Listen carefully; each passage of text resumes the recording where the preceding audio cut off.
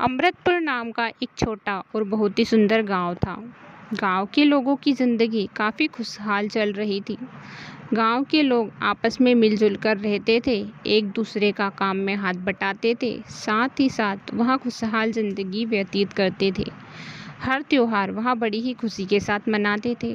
अब नवरात्र का त्योहार चल रहा था। लोगों में काफ़ी उत्साह था। माता रानी के दर पर जाते थे, उनकी पूजा करते थे। गांव के लोग मंदिर जाने के बाद खेतों पर जाया करते थे, क्योंकि उन्हें काम करना भी उतना ही ज़रूरी था जितना कि पूजा पाठ करना। लोग काफ़ी मेहनती थे, मेहनत का कमाते थे, मेहनत का खाते थे। एक रात की बात है जब रात काफ़ी भयंकर थी। नवरात्र का त्योहार चल रहा था। एक जंगल में एक गुफा थी। वहाँ पर एक चुड़ैल आ जाती है। चुड़ैल को गुफा काफ़ी पसंद आती है। वहाँ सोचती है कि मेरे रहने का तो कोई ठिकाना भी नहीं है, क्यों ना मैं इसी गुफा को अपना ठिकाना बना लूँ। वैसे भी यहाँ गांव तो एक करीब है, उस गांव में से कोई भी लोग आएगा वही मेरा शिकार बनेगा, इसलिए इसी गुफा में मैं अब से रहूँगी। और वहाँ चुड़ैल उस गुफा के अंदर जाने लगती है।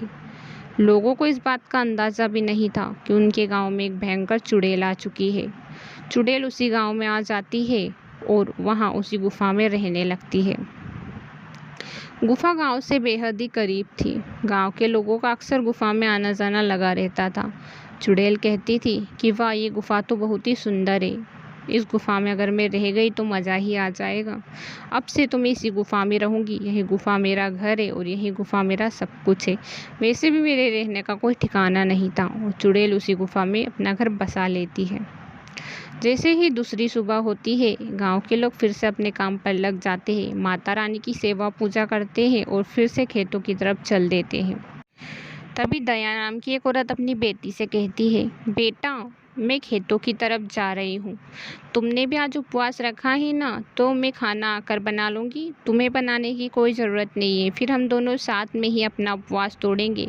ठीक है, तुम मंदिर चले जाना, माता रानी की सेवा कर लेना। वो बड़ी ही दयालु है, हम पर हमेशा दया करती है। हम गांव वालों पर उनकी बड़ी ही कृपा है।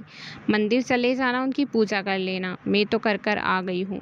और वहाँ गांव से जंगल की तरफ चल देती है। उसे नहीं पता था कि जंगल में एक खतरनाक चुड़ैल रहती है। काफ़ी मेहनती थी। उसका पति उसे बरसों पहले छोड़कर चला गया था। तब से वह अपनी बच्ची को अकेले ही पाल रही थी। वह जैसे ही गुफा के पास पहुंचती है तो गुफा उसे अपनी तरफ खींचने लगती है, जिसे देखकर है दया हैरान हो जाती है। दया अंदर जाने लगती है, लेकिन वह चिल्लाती भी है, लेकिन आसपास कोई बचाने वाला नहीं था। उस गुफा के अंदर दया जाने लगती है। दया पूरी कोशिश करती है, लेकिन वह फिर भी उस गुफा के अंदर पहुंच जाती है। गांव के लोग एक एक करके उस गुफा का शिकार बनते जा रहे थे, लेकिन उन्हें इस बात का अंदाज़ा नहीं था कि आखिर वह इस गुफा में जा कैसे रहे हैं। लोग जैसे ही गुफा के पास जाते थे, गुफा के अंदर जाने लगते थे। उन्हें पता भी नहीं था कि आखिर इस गुफा में है क्या जो उसे लोगों को अपनी तरफ खींच रही है। वहाँ सब पूरा कोशिश करते थे कि इस गुफा से कैसे भी बचा जाए, लेकिन जैसे ही वह जंगल पहुँचते थे तो वहाँ गुफा उन्हें अपनी तरफ खींच ही लेती थी, क्योंकि उस गुफा में एक खतरनाक चुड़ैल जो रहती थी, जो अपने जादू से लोगों को अपनी तरफ खींचने लगती थी।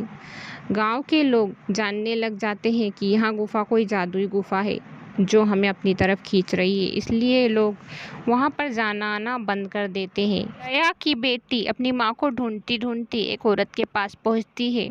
उस औरत से उसे पता लगता है कि जंगल में कोई खतरनाक गुफा है, जिस गुफा में लोग खिंचते चले जा रहे हैं। शायद उसकी माँ भी उसी गुफा में चली गई है। यहाँ सब बातें सुनकर दया की बेटी बहुत ही दुखी होती है कि उसकी माँ को वहाँ कैसे बचाएगी। आखिर उस गुफा में ऐसे है क्या। दया की बेटी को बहुत ही बुरा लगता है और वह माता रानी के दर पे जाती है। माता रानी से विनती करती है कि हे माता रानी, आप कुछ भी करो, लेकिन मेरी माँ को कैसे भी बचा लो। हे दुर्गा माँ, आज तो दुर्गा अष्टमी है, आपकी तो बड़ी ही कृपा होती है। मेरी यही मन्नत है, मेरे व्रत का यही फल दे दो कि मेरी माँ को कैसे भी बचा लो। जो भी उस गुफा में है, कुछ भी जादुई शक्ति, उसे ख़त्म कर दो माँ। इस गाँव वालों को आपकी ज़रूरत है, कैसे भी करके आप इन गाँव वालों की रक्षा करो। दया की बेटी माँ को ज़ोर ज़ोर से पुकारती है और चिल्लाती है। तभी माता रानी सच में उसकी सुन लेती है और गुफा में जा पहुँचती है। गुफा में जैसे ही चुड़ैल माता रानी को देखती है दौड़ लगा देती है, क्योंकि माता रानी से चुड़ैल बहुत ही ज़्यादा डरती है और उसकी शक्तियाँ भी उनके सामने काम नहीं करती है। चुड़ैल वहाँ से भागी चली जाती है। दुर्गा माता उसे हमेशा हमेशा के लिए उस जंगल से भगा देती है। जिस तरह उस कन्या ने माता रानी को पुकारा, सच में माता रानी उस गुफा में आ गई और अब दया अपनी बेटी को गुफा की सारी कहानी सुना देती है कि किस तरह माता रानी ने उन दोनों को बचाया और गांव के बाकी लोगों को भी बचाया। जिसे सुनकर दया की बेटी काफ़ी खुश होती है कि माता रानी ने उसकी विनती सुन ली, उसकी प्रार्थना सुन ली। वह बहुत ही खुश होती है और कहती है, माँ, मैंने माता रानी से बहुत ही ज़्यादा विनती की थी कि कैसे भी इस गाँव वालों की रक्षा कर लो। सच में माता रानी ने चमत्कार कर दिया। माता रानी भी कितनी दयालु है जो सबकी विनती सुनती है। दया की बेटी उछलने लगती है कि माता रानी ने उसकी प्रार्थना सुन ली। अगर कहानी पसंद आए तो चैनल को